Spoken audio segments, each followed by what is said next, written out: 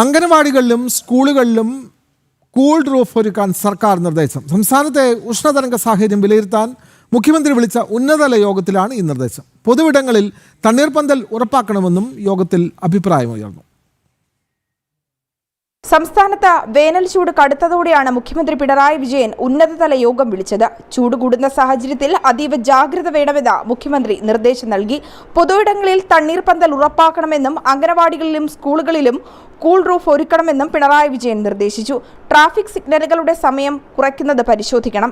തദ്ദേശ സ്ഥാപനങ്ങൾ heat action plan തയ്യാറാക്കി നടപ്പാക്കണമെന്നും നിർദ്ദേശമുണ്ട്. തദ്ദേശ സ്ഥാപനങ്ങൾ ഇതിനായി തുക അനുവദിക്കണമെന്നും യോഗത്തിൽ നിർദ്ദേശിച്ചു. കുടിവെള്ളത്തിന് ബുദ്ധിമുട്ടുള്ള സ്ഥലങ്ങളിൽ വാട്ടർ അതോറിറ്റി അടിയന്തരമായി ഇടപെടണം. പൊതു ഇടങ്ങളിൽ വെള്ളം, ORS ലായനി എന്നിവ ഉറപ്പാക്കണമെന്നും യോഗത്തിൽ തീരുമാനമുണ്ടായി. സൂര്യാഘാത പ്രഥമ ശുശ്രൂഷയും പൊതു ഇടങ്ങളിൽ, വഴിയോരങ്ങളിൽ, ബസ് കാത്തിരിപ്പ് കേന്ദ്രങ്ങളിൽ, ഓട്ടോ ടാക്സി സ്റ്റാൻഡുകൾ എന്നിവിടങ്ങളിൽ തണ്ണീർപ്പന്തലുകളും സജ്ജമാക്കുവാനും യോഗത്തിൽ നിർദ്ദേശം നൽകിയിട്ടുണ്ട്. മഴവെള്ള സംഭരണം എല്ലായിടങ്ങളിലും ഉറപ്പാക്കുവാനും യോഗത്തിൽ തീരുമാനമായി. കൂടാതെ ഇഴജന്തുക്കൾക്കെതിരെ ജാഗ്രത പാലിക്കണമെന്നും യോഗത്തിൽ നിർദ്ദേശിച്ചു. മതിയായ ആന്റിവെനം ആശുപത്രികളിൽ ഉറപ്പാക്കണമെന്നും മുഖ്യമന്ത്രി യോഗത്തിൽ പറഞ്ഞു.